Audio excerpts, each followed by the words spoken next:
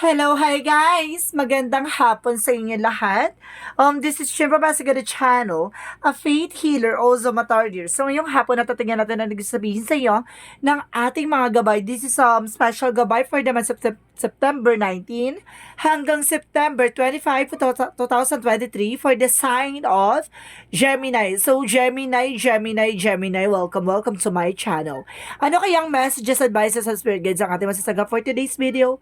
Kanina naman kayang energy or kaganapan sa buhay ng mga Gemini ang ating mahagirap. So guys, this or this reading lamang, hindi lahat makaka-resonate. Kunin lamang pa makaka-relate sa inyo and comment down below kung kaninong energy ang ating nasagap.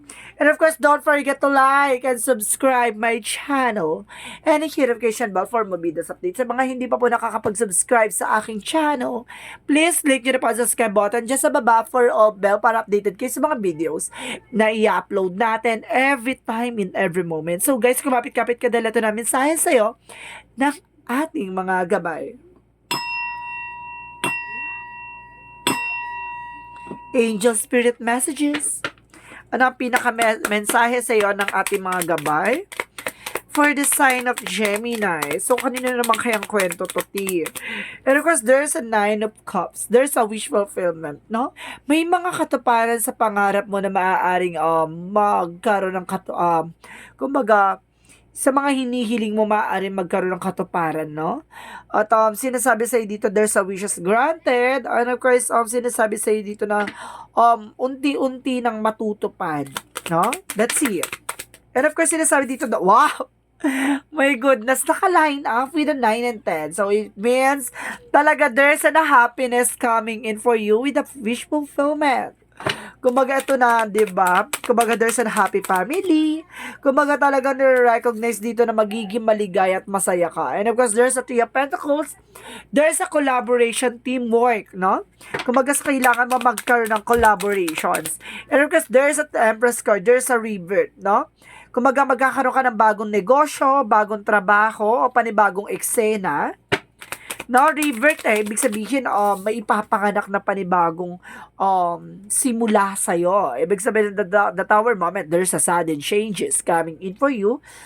It's either disaster or a reveal, no, or destroy, no? Tingnan natin later ko anong yung tower moment. Kasi sinasabi sa'yo dito na Page of Wands, there's a good news, no? Maghahatid to sa inyo ng magandang balita. Oh, come on. So, what is the 9 of Cups? What is the 9 of Cups? 9 of Cups represent the 2 of Pentacles, being a balance. Na kailangan mo maging balance. Kung gusto mo maisakatuparan yung pangarap mo, gusto mo maisakatuparan yung mga plano mo, pagplanuhan mo ng maayos, at kailangan may disiplina ka sa sarili mo. So, what is the 10 of Cups? And of course, there's everything is fine. So, ibig sabihin dito, kumbaga sa dami mong pinagdaanan, sa dami mong mga sakripisyo dito, no? Kumbaga, pinilit mong lumaban at pinilit mo kahit na mahirap, sinasabi mo na okay ka lang, 'di ba? Kahit na ang bigat-bigat, ang sakit-sakit, okay ka lang, 'di ba? Kumbaga sa pagtulong din sa pamilya, pagtulong sa mahal mo sa buhay, kumbaga kahit na mahirap, nilalaban mo pa rin. That because there's an happiness, yun yung nagbibigay sa iyo ng kaligayahan. Now, what is the 3 of Pentacles? And of course, there is a 5 of Swords. There is self-sabotage, no? Kailangan pag-ingatan mo yung sarili mo. Kasi nasasabotahin mo yung sarili mo. Kumbaga, imbis na tulungan mo yung sarili mo sa tagumpay o sa pag-angat, no? Kumbaga, lumilipas ang panahon at pagkakataon, hindi ka pa rin nakakausad. No? Kumbaga sinasabi sa'yo dito, kailangan mo nang tutukan yung sarili mo, no? Which is nandun tayo sa collaboration at teamwork, no? Pakikipagtulungan sa pamilya, pero kailangan there's a give and take, no? Kailangan may tulungan talaga, hindi lang ikaw ng ikaw. 'Di ba? And of course, there's a Hermit card, there's a soul searching, soul enlightenment. Kumbaga, ngayon ginawa mo ng sentro si God, rather ang ating mga seventh archangels, ang ating Panginoon at ating gabay, 'di ba?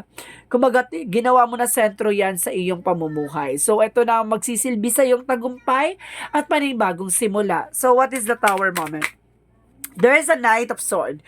Ibig sabihin dito, yung pagkasira na to is magiging mabilis, no? Kumbaga, bigla siyang mabubuo na parang walang nangyari. So, and of course, there is a Page of Wands. And of course, sinasabi sa'yo dito, there's a magician, manifestation. Itong good news na to magdadala sa iyo sa manifestation. Kumbaga, bigla mo may isa sa katuparan, yung mga pangarap mo. So, what is the Nine of Cups and the Two of Pentacles?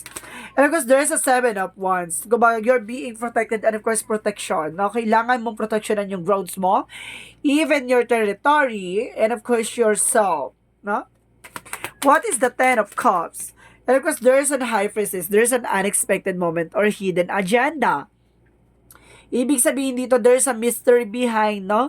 Kumbaga, maraming misteryo napapaloob sa kaligayahan, 'di ba? Kumbaga kasi kahit na nahihirapan ka na kumbaga nilalaban mo para sa pamilya mo kasi gusto mo makatulong at yun ang magsisilbing kaligayahan mo. So, there is a Three of Pentacles and the Five of Swords. Yun nga, 'di ba? Yung sacrifices is kumbaga too much talaga, no? Kumbaga hindi mo rin kasi parang napabayaan mo yung sarili mo dito. Parang ang sinasabi sa dito, pwede tayong tumulong pero kailangan natin maging balanse para din sa sarili natin kasi at the end of the time, kumbaga sarili mo ang magiging sandigan mo sa lahat ng panahon at pagkakataon. And of course, there's an Eight of Pentacles. Teamwork, trabaho, negosyo, hanap buhay, mag-focus, and you are being dedicated. So, what is the Empress card and the Hermit card? And of course, sinasabi dito, there's Six of Cups. And of course, sinasabi dito, there's some relatives, and of course, a friend. And of course, kumbaga meron dito sinasabi na, kumbaga, it's a past memories, no? Kumbaga, unti-unti mong, kumbaga, natutunan, 'di ba? At nalaman mo yung mga bagay na dapat mong gawin. Kasi parang ang dami mo kasi pinagdaanan this past few months or this past few years. Sinasabi sa'yo dito na nagpabago talaga sa'yo at nagpalakas ng paniniwala at nagpalakas talaga ng paninindigan mo para lumaban. So, and of course, what is the Tower moment and the Knight of Swords? And of course, there is a Knight of Pentacles. There's a practicality, no? Kumbaga sinasabi dito, kailangan mo maging practical about sa finances. What is the Page of Wands and the Magician? And of course, there's a Two of Wands. There's a decision and there's a two-part, no? May dalawang linyahan dito na kailangan mong daanan, no? It's either magpapahirap sa'yo, makakabuti para sa'yo. So, ayun yung way na kailangan mong pag-isipan kung saang decision or saang way or journey ka tutungo. So, what is the outcome? Ang outcome is the Five of Wands in reverse. So, it means daw, tapos na yung argument, tapos na yung away, sigalot sa inyong pamilya. At the same time, there's a Page of Pentacles, there's a manifestations. Kumbaga may mga bagay na mamamanifest ka, no? Kumbaga may mga offer, ideas ka na makukuha dito. At the same time, there's a Four of Cups. Reevaluate, analyze, no? Bago ka maniwala, bago ka magtiwala, bago ka tanggapin tong offer na to, i-visualize mo kung totoo o tama talaga kung ano yung binibigay sa yung informations. So, let's see pa, what is additional messages? And of course, there's an Ace of Swords. There's a breakthrough, no? Magkakaroon ka ng mental clarity. Either magkakaroon ka din ng wish fulfillment dito. Kumbaga, breakthrough is you're on the spotlight, no? Kumbaga, ikaw yung pagtitinginan, ikaw ang talagang hinahangaan. At sa'yo talaga nakatutok ang eksena na to na, kumbaga, ginagalang ka din dito ng mga tao sa paligid mo. No? And of course, let's see what is a Yin and Yang Oracle card.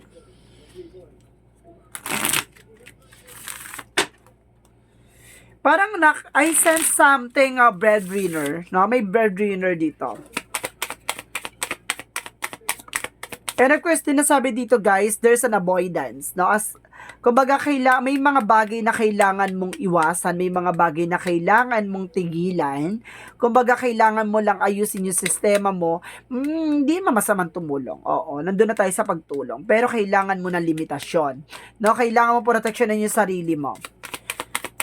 Additional Yin and Yang Oracle card. At the same time, there's forming birth structure and solid foundation, no? Pinalakas at pinatibay ang inyong relasyon pagdating sa pamilya, no? At the same time, there is a renewal, no? Kumbaga, panibagong eksena at panibagong simula para sa ito. At talagang pinalakas ka talaga dito ng pagkakataon at panahon. So, So, what is the Love Oracle card? What is the Love Oracle card? And of course, there's a sunglasses. So, there's a watching stalking at you. At the same time, at there's a focusing out, no? Kumbaga marami ka malalaman din at the same time. There's a mirror, and kasi sinasabi dito, self-image, relationship reflects our wounds. Ibig sabihin dito, may mga pagkakataon na pag nasira na ang tiwala, hindi na mababalik na, parang salamin. Pag may lamat na mahirap ng buuin, at the same time, there's a coffee cup, no? Kumbaga, there's a meeting and conversation. Ibig sabihin dito, para matapos ang sigalot at matapos ang pag-aaway pagdating sa pamilya, kailangan nyo ng conversation. Kailangan nyo ng pag-uusap. Kailangan nyo ng heart-to-heart talk or something na parang pag-uusap ng inyong pamilya. 'Di ba? Para matapos na lahat ng eksena or bigat ng nararamdaman mo. 'Di ba? Kumbaga magkaroon ka ng kumbaga distansya or limitation pagdating sa pagtulong na yan. Kumbaga sabihin mo sa kanila, kailangan ko na ng ganito. Yung tulungan nyo rin yung sarili nyo, tulungan nyo ko, kailangan magkaroon ng, kumbaga cooperation, the two of you, or the two of us, or something na, kung kayo, ilan kayo, diba? Kumbaga sinasabi sa'yo dito na, kung ilan man kayo sa pamilya nyo, or something na, kumbaga, nagtutulungan kayo about sa business na to, or sa trabaho, sa negosyo, kumbaga, sinasabi sa inyo dito na kailangan nyo pag-usapan, para walang away, walang ipitan, at wala ring, kumbaga, lamangan, diba? Ganon. At the same time, let's see what is additional messages for Monsology.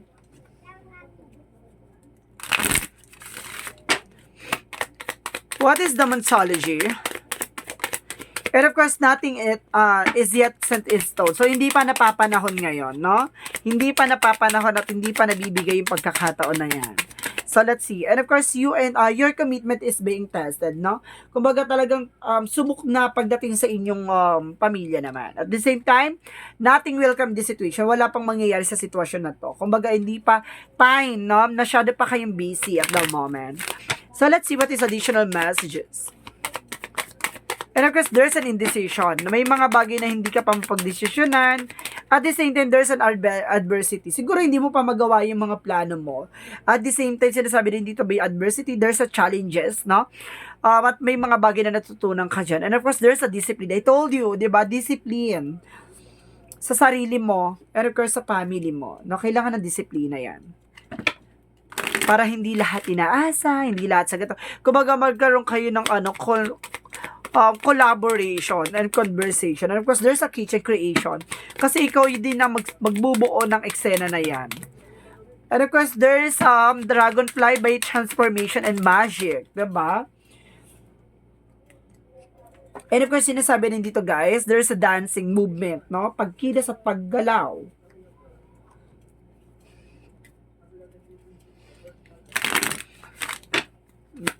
What is the energy? What is this energy? 7 Chakra Archangel Uriel about sa finances and door to personal healing and happiness. So, ibig sabihin, may pintuan talaga para sa inyong pamilya na magkakaroon kayo ng masaya, even sa relationship, ha? Magkakaroon ka ng healing and happiness. What is additional messages? And of course, sinasabi rin dito, there's a leadership. No, you are being a leader, no? Naka-in-charge ka dito at talagang ikaw yung namumuno at ikaw talagang pinakikinggan nila. And because there's an artist, no? Kumbaga ikaw yung nagsilbing, nagbigay kulay sa mga pangarap nyo, di ba? What is the Romance Angels? What is the Romance Angels? And of course, sinasabi rin dito guys, there's a chemistry. Some of you guys may mga, kumbaga mayroong in love, may kilig, kumbaga mayroong taong may taong humaharot sa'yo. Charis, may mga lumalapit sa'yo na, kumbaga, ang turing mo is a friend or personal na importante sa'yo, pero there's a chemistry daw, ha? There's a strong magnetic attraction here. And of course, you deserve love, no? Deserve mo daw na mahalin at magmahal. Tara, you are lovable. So, what is Archangel Michael messages? And of course, sinasabi dito, write about your thoughts and feelings. So, ibig sabihin dito, sundin mo yung sinasabi ng isip at nararamdaman mo. spend more time outdoor. Kailangan mo rin mag-unwind, no? Sa dami mong pinagdadaan, ang dami mong problema, ang dami mong iniisip, kailangan mo rin kumbaga retreat or mag-unwind. At the same time, there's this personal you're asking is about trustworthy. Yung taong kinakausap mo, yung mapagkakatiwalaan mo daw, ha? And of course, what is the Jesus loving quotes? At the same time, sinasabi dito, fear not little flock, for it is of your Father, a good pleasure to give you the kingdom. So, ibig sabihin dito, guys, huwag kang matakot, no? Madapa sa mga pagsubok na pinagdaanan mo. Kumbaga, will yan ni God, instrument yan ni God para pagdaanan mo at maranasan mo yung mga bagay na yan. Diyan mo makikita ang kahalagahan ng buhay at kahalagahan ng mga bagay-bagay. So, let's see what is Archangel Raphael messages. There's a yes. So, it means, kung ang healing ay ang kagalingan ang hininanais mo, ipagkakaloob sa iyo na Archangel Raphael ang kagalingan at katotohanan sa likod ng mga nararamdaman. So, let's see what is the angel's number. Angel's number represent a 5-5, I am evolving. So, ngayon parang natuklasan mo sarili mo. Ngayon, kumbaga, nag-evolve ka na eh. Binago mo na yung sarili mo at ngayon ang dami mong natutunan. Substantial change is your future. Embrace the change and need to overcome your insecurities and let go of your fear. See? 'Di ba? Kumbaga talagang in-embrace mo talaga lahat ng mga pagbabago. At the same time, yung insecurities mo talaga, no, sinet aside mo 'yan at the same time at nilet go mo rin yung takot at pangamba mo. 'Di ba? Kumbaga napaka ano mo na dito, no? Napaka optimistic mong tao na. At the same time, there's an I welcome. I welcome life as it presents itself to me. Today I take each step on my path to fulfill with a good faith. I swim easily with the flow of life. I embrace all experiences that universe bestows on me.